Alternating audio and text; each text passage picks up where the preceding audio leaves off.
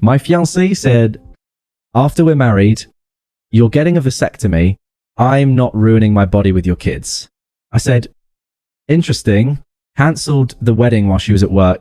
She came home to the ring on the counter in a note, not ruining my life with your demands.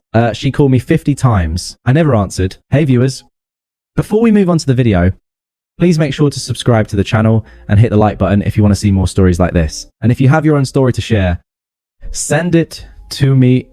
My contact info is in the description below. I'd love to feature it in an upcoming video. Thanks. I never thought I would be the guy writing one of these. You read these stories and think, how did he not see the red flags? How was he so blind? But that's the thing about a really good con artist. They don't show you the red flags until the trap has already snapped shut. I'm Otuziki, a structural engineer. I make good money. I own my home and I'm debt-free. But more than anything, I've always been clear about what I wanted. My dad passed away when I was 12. And I grew up with a massive hole in my life where a father figure should have been. Being a dad wasn't just a nice to have for me. It was the blueprint for my entire life. I wanted the messy breakfasts, the baseball games, the scraped knees, all of it. When I met Sarah, Neotuv, 3 years ago, I didn't hide this. On our third date, I told her, look, I am dating to marry and I'm marrying to have a family. If that's not you, let's not waste time. She didn't just agree, she sold me a dream. She actually teared up. She told me being a mother was her ultimate purpose. She talked about how she was tired of the shallow party scene and wanted to build a legacy. For 3 years, she played the role perfectly. When we bought our house last year, she was the one who insisted on the 4-bedroom colonial in the best school district. Even though it was at the top of our budget, this room will be perfect for the nursery. She'd said, tracing her hand along the wall of the spare room, south-facing windows, the baby will get so much light here. We even had names picked out. Caleb for a boy, Lily for a girl. I was hook, lion, and singer. I proposed 6 months ago and she said yes. Before I even finished the question, that brings us to the wedding planning, or rather the financial trap I almost walked into. Sarah is in marketing, obsessed with image and status. She wanted the Instagram wedding of the year. I agreed to a $50. Null budget, which I was funding, but she had a specific request regarding the logistics. Let me put the deposits and big vendor payments on my credit cards. She insisted, I want the travel points for our honeymoon. You can just wire me the cash to pay off the balance a few days before the wedding. It made sense. We were a team, right? So she started swiping the venue, the florist, the photographer, the custom dress. She put about $35,000 on her personal credit cards over the last 2 months. The plan was for me to transfer the funds to her account next Friday, just before the final vendor deadlines. But about 4 weeks ago, the atmosphere in the house shifted. Sarah started spending more time with her college friend Vanessa. Vanessa is 35, twice, divorced and bitter. Her entire personality revolves around hating toxic men and drinking wine at noon. Suddenly, Sarah was coming home late. She stopped talking about the wedding. She stopped talking about the future. When I bring up kids, like pointing out a cute dad and son moment at the park, she wouldn't smile anymore. She'd roll her eyes and mutter things like, loud, or, God, look at that, mum. She looks exhausted. I chalked it up to cold feet. I thought maybe she was just stressed about the planning. I tried to be supportive. I cooked dinner. I rubbed her feet. I told her it was all going to be worth it. I didn't realize that she wasn't stressed. She was just done pretending. It all came to a head last Tuesday. I had come home early to cook her favorite meal, trying to reconnect. She walked in, tossed her bag on the counter, and didn't even say hello. She just poured herself a massive glass of wine and sat at the island, staring at me with a look I'd never seen before. It wasn't love. It wasn't even annoyance. It was contempt. We need to talk about the Caleb and Lily situation. She said, her voice flat. I smiled. Turning down the heat on the stove. What about them? You want to change the names? No. She said, taking a sip of wine, I want to change the plan. I saw my OB GYN today. I froze. Is everything okay? Are you sick? She laughed. A cold, sharp sound. No, I'm not sick, but I'm also not going to be an incubator. I picked up some paperwork for you. Consider it an early wedding gift. She slid a glossy pamphlet across the granite countertop. I picked it up. Vasectomy. A guide to recovery and care. Attached to it was a consultation appointment card in my name. For next Thursday, I don't understand. I said, looking from the paper to her, it's simple. She said, checking her nails, I'm not ruining my body for your ego. I'm not getting stretch marks. I'm not losing my career momentum. And I'm certainly not spending my 30s changing diapers. If you want to marry me, you're getting snipped. Next week, I stared at her. The woman who had cried about her ultimate purpose 3 years ago was gone. In her place was a stranger who thought she had me trapped. You're joking. I whispered, I'm deadly serious. She smirked. And don't look at me like that. The invitations are out. The venue is booked. You love me. And you're not going to blow up your life over a hypothetical child. So deal with it. She picked up her wine glass and walked into the living room, turning on the TV as if she hadn't just nuked our entire relationship. She thought she held all the cards. She thought I was too weak, too in love, and too financially committed to walk away. She forgot one thing. The checks to pay off her credit cards were still in my bank account. I looked at the ring on the counter where she'd left it while washing her hands. I looked at the pamphlet, and then I looked at the calendar. Interesting. I said to the empty kitchen, I didn't sleep that night. I didn't argue with her that night. I didn't scream. I didn't beg. When I walked into the bedroom, she was already asleep, sprawled out in the center of the bed like she owned the place. I grabbed a pillow and a blanket and went to the guest room. The room she had promised would be a nursery, lying there in the dark. I didn't feel heartbreak. Not yet. I just felt a cold, hard clarity. It was like looking at a building with a cracked foundation. You don't try to patch it with duct tape. You condom it. The next morning, Wednesday, I was up at 5:00 a.m. I showered, dressed for work, and made coffee. When Sarah stumbled into the kitchen at 7:30, I was already sipping from my mug, scrolling through my phone. Did you call the clinic to confirm? She asked. Not even looking at me, she went straight for the fridge. I'm handling it. I said, my voice was steady. Good. She replied, pouring almond milk into her smoothie. Vanessa and I are going for drinks after work to celebrate. I knew you'd come around. You're a smart guy. She walked over, pecked me on the cheek. It felt like being kissed by a lizard, and grabbed her keys. Don't wait up. As soon as the front door clicked shut, I moved. I didn't go to work. I called in and took a personal day. Then I initiated project demolition. Step 1 was the extraction. I didn't want a long, drawn-out move. I called a moving company I've used for job sites. I need a truck, and 2 guys immediately asked job.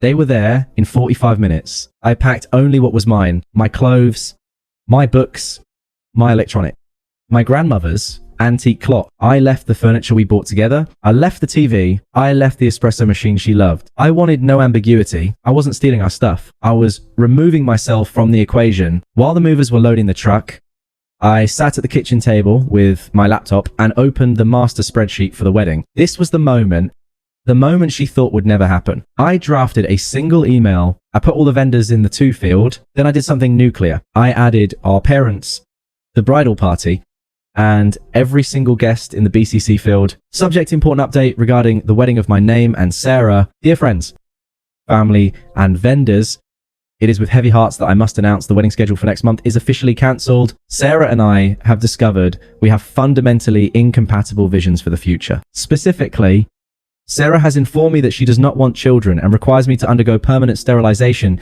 as a condition of our marriage. Since having a family has always been my non-negotiable dream, we cannot move forward. To the vendors, please consider this formal notice of cancellation. I understand deposits are non-refundable. To our guests, I apologize for the inconvenience and the disruption to your travel plans. Thank you for your support. Sincerely, my name. I hovered over the send button. My hand trembled just once. I thought about the 3 years, the lies, the Caleb and Lily conversations, the sheer disrespect of her tossing that pamphlet at me like I was an employee. I clicked send. Next, I logged into my bank app. I saw the scheduled transfer for $35, 000 set to go out to Sarah's account on Friday. Cancel transfer. Are you sure? The app asked, yes.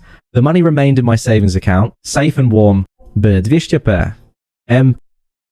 The house was empty of my presence. The movers had already left for the storage unit. I did a final sweep. I took the engagement ring, A1, 5 carat solitaire. I'd spent months saving for off the dresser where she kept it.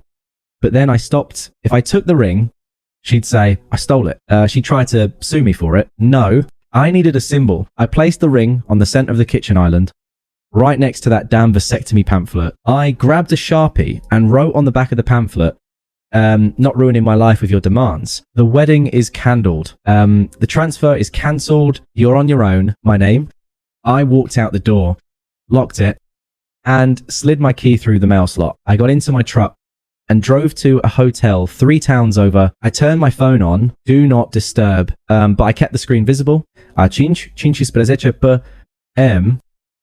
The first text came through. It wasn't from Sarah. It was from her mom. Mom, Sarah, what is going on? Is this a joke? Sarah is hysterical. Then at 5:30 p.m., Sarah must have gotten home. My phone lit up. Sarah, missed call.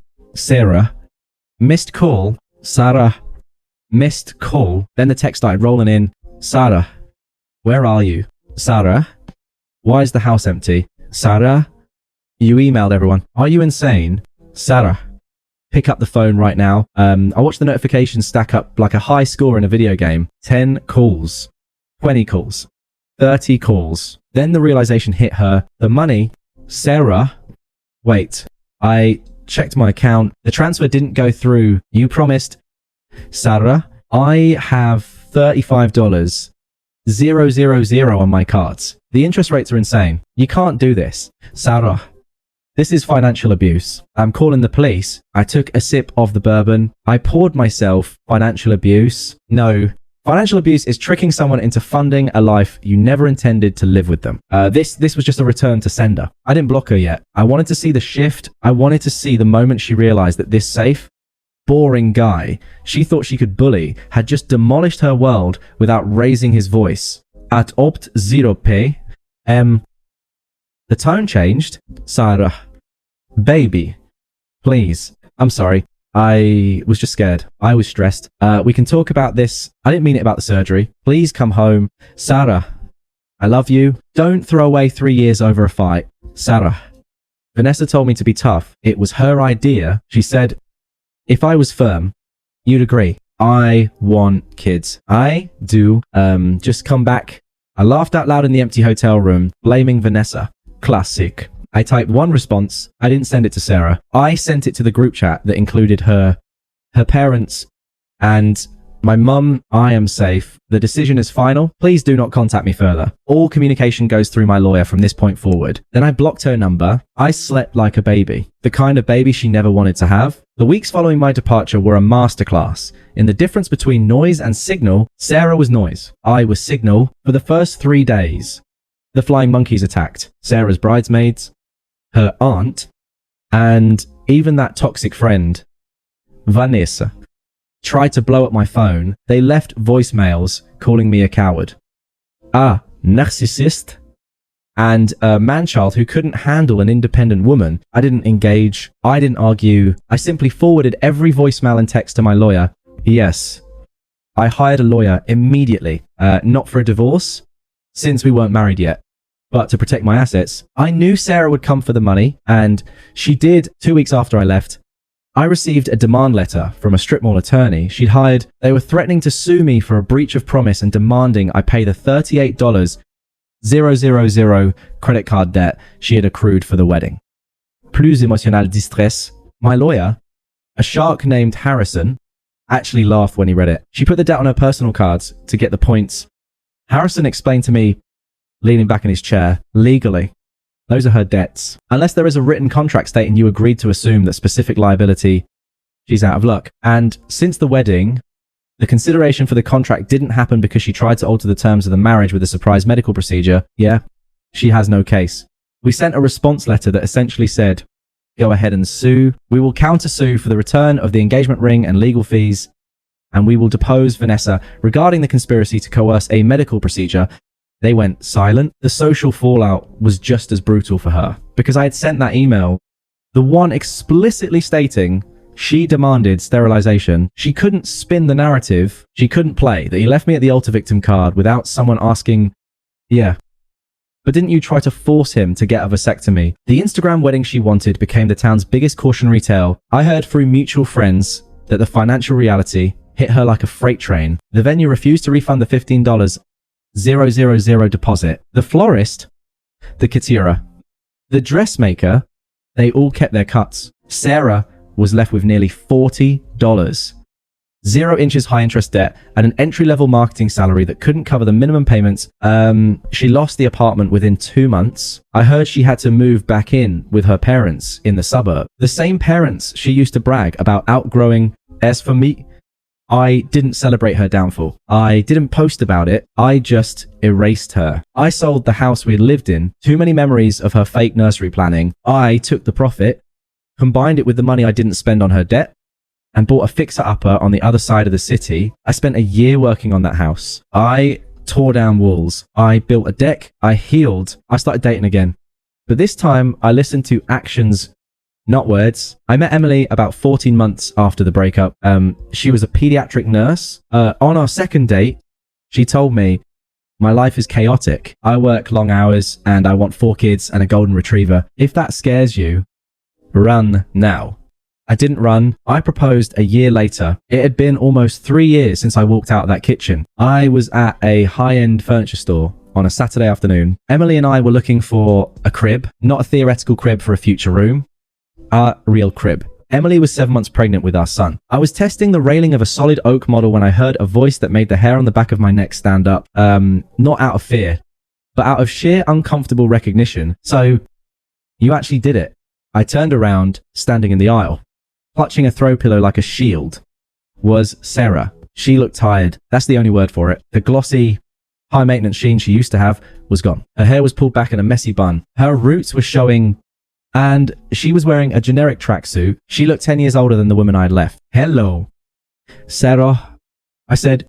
My voice was calm. My pulse didn't even jump. She looked at me. Then her eyes drifted to Emily, who was a few feet away, looking at changing tables. Emily turned, her baby bump impossible to miss in her floral sundress. She smiled at Sarah, not knowing who she was, and gave a polite wave. Sarah's face twisted. It was a mix of jealousy and devastation. You replaced me, she spat, her voice trembling. You really just wanted a broodmare, didn't you? Someone to just give you what you wanted. I stepped between her and Emily, blocking her view. I wanted a partner. Sarah, someone honest. I'm still paying for it. You know, she hissed, tears welling up in her eyes. That debt ruined my credit. I can't even get a car loan. I'm living in my childhood bedroom because of you. You destroyed my life over a hypothetical kid.